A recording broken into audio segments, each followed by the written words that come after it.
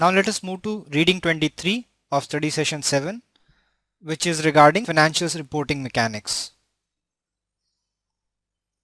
Under this reporting mechanics, we will explain the relationship of financial statement elements and accounts, and then classify these accounts into financial statement elements. Then we will explain the accounting equation in its basic and the expanded form. Then we'll also explain the process of recording a business transaction using accounting system based on the accounting equation. Then we'll understand the needs of accrual and other adjustments in preparing our financial statements. Then we'll try to establish a relationship among these financial statements of different types. We'll also understand the flow of information in an accounting system. And finally, we explain the use of results of accounting process in our security analysis. So now let us start with basic financial statement elements. We know in balance sheet there are three parts. One side there are assets and another side there are liabilities and owner's equity. So under these assets we have the following elements. We know the cash or the cash equivalent, which could be treasury bills or current account. And as we know, the assets will include cash or cash equivalents, which could be treasury bills or CDs, commercial papers, etc. Then there could be accounts receivable or trade receivables. These are the ones for which we have already supplied the product but we have not received the payment which is expected. So this is our asset. There could be prepaid expenses. We have already paid for certain expense which we have not made yet but we are expected to make in the future. There could be inventory which is lying in our warehouses which is to be sold to convert it into cash. Then there are property, plant and other equipments which are our assets which will be used in longer term to convert our products into cash. Then there is investment property. There could be intangibles, for example intellectual property, patents, quality human resource, etc. Financial assets are also part, which are investment securities, bonds, etc. And then there could be investments in some other companies under equity methods. And finally we might have deferred tax assets. It is like the advanced tax which we have already paid, so we don't have to pay it in future. So that is our asset. Now let us look at the elements on liability side. The accounts payable. These includes the payments to the suppliers. We have already received the supply but we have not made the payment yet. So that comes under accounts payable. It is one of the liabilities. Then provisions or accrued liabilities, that also comes under it. So provisions are kind of expected losses which we have not incurred yet but there is a possibility. Or accrued liability is the one where we have to make the payment because of the liability in future. There could be financial liabilities. There could be current and deferred taxes, the taxes which we have to pay that we already owe to the government authorities. Under US GAAP even minority interest comes under the liability. Then unearned revenue. This is the advance payment from our customers. They have not yet received the product or service but they have made the payment to us. So this is the revenue which is unearned. That is a liability since we have to provide the product or service for this. The debt payable is again a liability. The bonds which we have issued, so that is also a liability. We need to make the payments of interest and the principal in the end. So these items come under liability. Now let us look at the elements on equity side. So the first is capital at par value, which is the initial equity. Then there could be additional paid in capital by the shareholders. Finally, some part of earnings which is not paid as dividend, which is kept with the company, retained earning, that is also part of equity. There could be other comprehensive income, and finally the minority interest according to international financial reporting standards. According to US GAAP, minority interest form a part of your liability, and according to IFRS, it is a part of your equity. Now let us move to another financial statement, which is our income statement or P&L statement. So in income statement, we have revenues and then we have expenses, and the difference of revenue and expenses is going to be our profit or loss.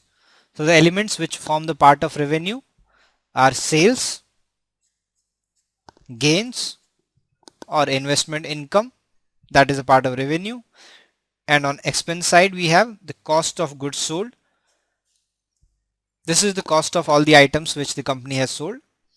Then we have SG&A, which is selling, general and administrative expenses. Then depreciation of the assets or amortization. The interest which is paid to the lenders. The taxes which are paid to the government.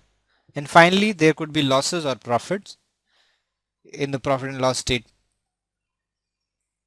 Now under this income statement, we know the net income is revenue minus expenses. So this is our income statement. In our balance sheet, we have on one side assets, on the other side liabilities and owner's equity. So they should balance.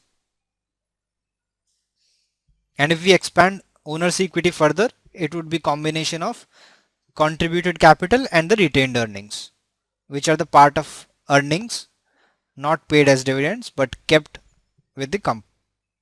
Now let us move to the next slide. Here let us look at a few transactions and understand how do we make accounting for them. For example, the first one is paying a bill. If the company has paid a bill, what is going to happen? So when we pay a bill by cash, our asset will come down since the cash has gone. The bill was under our liability, so once we have paid the bill, the liability has come down by the same amount. So both asset and liability have come down by the same amount. Equity remains the same. So that is why our balance sheet remains the balance. Now let us look at the another transaction, which is selling a bond. It is a financing activity. We have borrowed the money. So that has increased the cash. Our asset is increased. At the same time, we know bond falls under the liability. So the liability has been increased by the same amount and equity remains the same. Again, the balance sheet remains balanced because of the same change in both sides. Similarly, let us look at the third transaction, which is buying material on credit. Since we have bought the material is an asset, so our asset is increased. And since we have not paid any cash for that, we have accounts payable, which is a liability. So our liability will increase. So account payable is increased, material is increased. So assets and liabilities are increased by the same amount. Equity is unchanged. So our balance sheet is balanced here. Now let us look at few other transactions. Issuing stock. Suppose the company has raised money through issuing new stock. The investors have paid. So the cash is increased. Our asset is increased. Liability is same. No change in liability. But the shareholders' equity rises by the same amount. So on asset side, the cash is increased. On the equity side, the capital increase. So that is how the balance sheet is balanced. If we incur an expense, because of the expense, the asset remains the same. So this will have an equal increasing impact on the liability and decreasing impact on the equity, which will balance each other. Similarly, if we have made a credit sale, since we are selling, the inventory comes down. that is our asset, but we have accounts payable, in this case accounts receivable, so that is also an asset that will increase. So net, there will be no impact on the asset, there will be no impact on the liability, and even the equity is going to be same. So these two impacts on the asset nullifies each other. Overall the assets remain the same, even liability and equity remains the same. Now let us look at a few other transactions. Pay a liability. Suppose the company had borrowed money, it had issued the bonds, now it wants to retire the bond or pay back the funds to the investors. So the cash is paid, so asset will come down. There was a liability, the bond, which will come down, and equity remains the same. So cash comes down and the liability bond will come down. So overall it remains balanced. Declaring a dividend. The company has declared a dividend, so it will form a part of equity.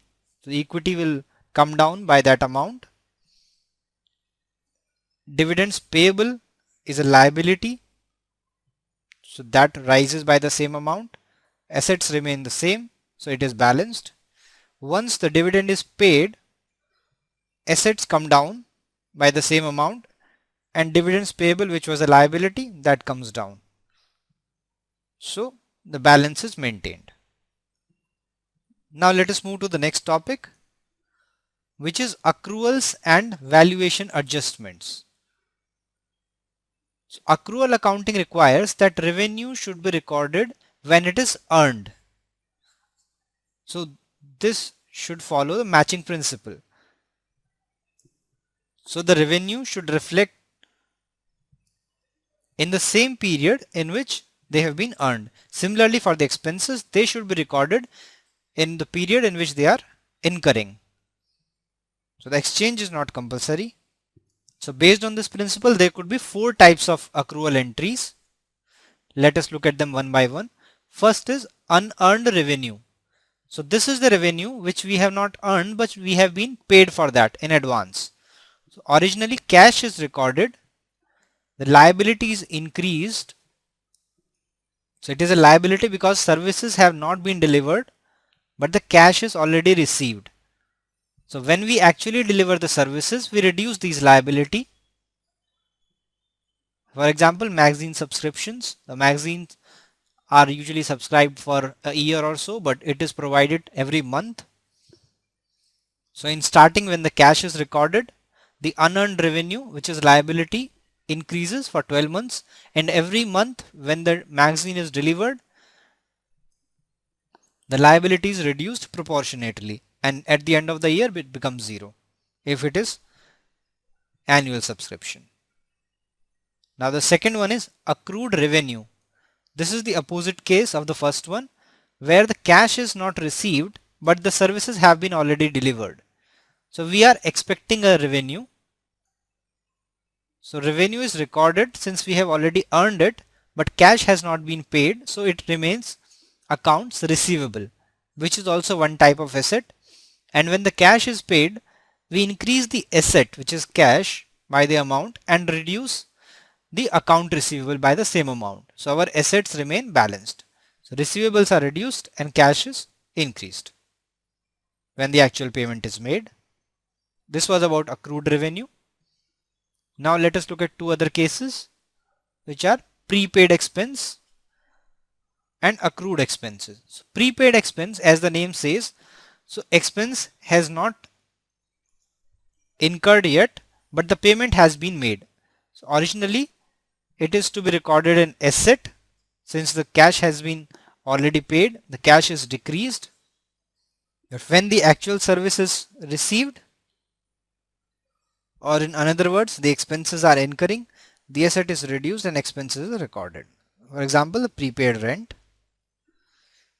And opposite of this is accrued expense, where the firms owe cash for the expenses incurred. Expenses have already incurred, but the cash has not been paid, so it becomes a liability. So expense and liability increase, and when the firm pays cash, the liability is reduced and the asset is reduced as the cash is paid. The example is wages payable. Now let us move to the next topic. Here we understand the relationship among various financial statements.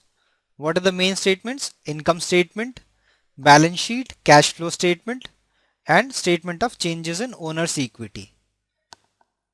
So the relationship is explained as, from income statement there could be profit or loss which will pass to statements of changes in owner's equity. So if the company has made losses, that losses will go to owner's equity, equity will be reduced by that amount.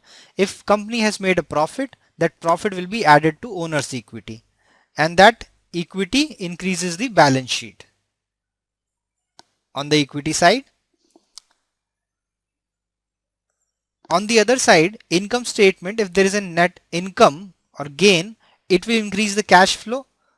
So that cash flow will be passed to the balance sheet and the asset is increased in the same manner. So that is how in the balance sheet asset and liabilities will be balanced. Similarly for the losses, cash flow will be negative, asset will come down by the same amount, losses will come to the owner's equity, equity will come down by the same amount in the balance sheet, and that is how both sides are balanced in balance sheet. So this is the typical relationship among these main financial statements.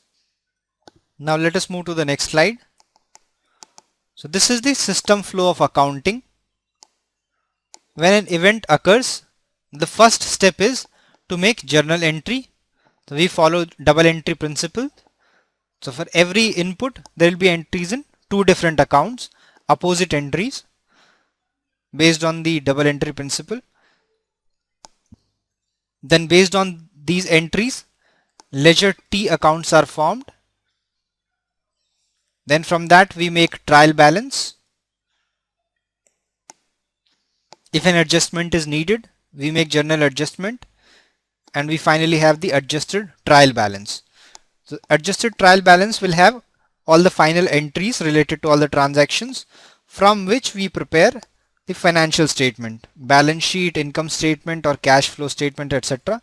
That is made from the adjusted trial balance. So this is the step-by-step system flow of accounting. So now move to the next topic, which is statements and security analysis. Now when we have the main key financial statements, we can conduct security analysis on them. So the financial statements contain accruals, valuations, in which there are estimates and judgments. So analyst must be careful about them. He must review even the accounting policies and estimates sections, management discussion and analysis, the footnotes, and he should watch for any misrepresentations if there are.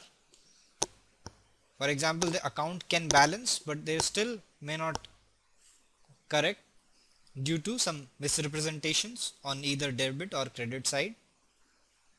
So in order to determine the true picture of the company performance, the analyst may have to make some adjustments for the analysis. For example, if there are certain accounting policies or assumptions which the management has made, which the analyst does not find appropriate, then he can make those adjustments, and based on that he can come up with his own recommendation.